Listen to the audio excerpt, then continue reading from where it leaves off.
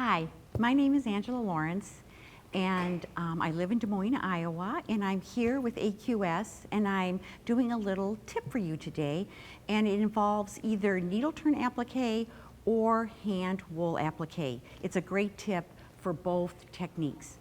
First of all, when you have a pattern, you need to transfer that pattern onto your background fabric. If you're using, for example, a black wool background for a wool applique, it's very difficult to transfer your pattern onto the wool. Same with your black cotton fabric. It's very hard to transfer and to see your pattern. So what I did first of all was I created my templates for this pattern, Whimsical Heart. And what I do is I iron the freezer paper onto the right side of the fabric, and then I trace around. There's just enough of a little edge on that paper so I can trace around that. And I do my wool applique shapes just about the same. So what I'm going to do is what we call the overlay method. And what this is you use what they call an ease pattern by Pillon. It's a non-fusible transfer product. And I lay it on top of the pattern. And what I'm going to do is I'm going to take a fine permanent marker, and I'm going to trace exactly what's on the pattern onto my transfer material.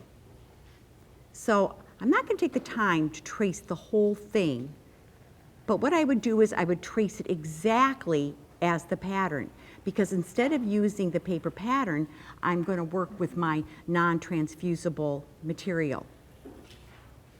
Again, you would put everything on this non-transfusible that you find on the paper. After I have finished that, I have something that's going to look just like my pattern. Then I take my background fabric and I center this new pattern on the non-transfusible ease pattern, and then I baste it onto my background. I make sure it's centered, and then this is the pattern that I'm going to be working from. So as you can see, I already have my templates prepared. So when I get ready to sew, I want to make sure that I'm placing my pieces in the right area on my background, and I want to make sure that everything's centered, especially with this pattern because it's symmetrical. So what I would do is I would take my first piece that you're going to sew down would be the stem. I still have the freezer paper on there, and I line it up on the overlay. So now I know exactly where it goes. I don't have to worry about, is it centered, is it located in the right place. Then I tear the freezer paper off, and then I'm ready.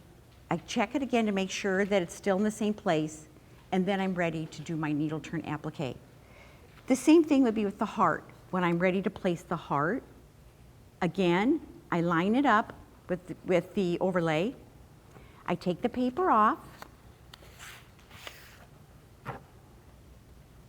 check it to make sure it's still in the same place. I use like 3 applique pins, and then I would applique that down after I lift this up. So if you baste it, which I prefer rather than pinning, you can keep flipping back and forth. Same way when I add my leaves. I don't have to worry about where to place because my pattern tells me, my overlay tells me, and then I'm ready to stitch.